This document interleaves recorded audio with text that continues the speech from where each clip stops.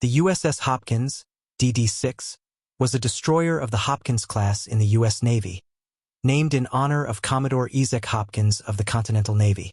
It was launched on April 24, 1902, by the Harlan and Hollingsworth Company in Wilmington, Delaware, and officially entered service on September 23, 1903, with Lieutenant Montgomery Taylor as its first commanding officer.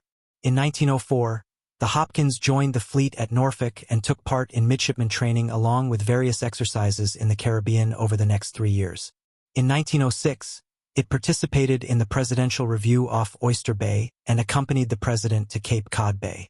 From 1907 to 1908, as part of the torpedo flotilla, the Hopkins joined the Atlantic Fleet on a Pacific cruise, visiting ports in Mexico and South America, and eventually arriving in San Francisco for a naval review. It later joined the Pacific Torpedo Fleet for training operations along the West Coast, spanning from Alaska to Mexico. On February 14, 1910, a boiler accident occurred on the Hopkins, and Chief Watertender Robert Earl Bonney and Watertender Edward Alvin Clary were awarded Medals of Honor for their bravery.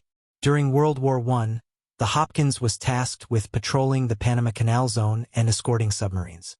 In August 1917, it arrived at Hampton Roads for escort and patrol duties to Bermuda. The ship was decommissioned on June 20, 1919, at the Philadelphia Navy Yard and was subsequently sold for scrap on September 7, 1920.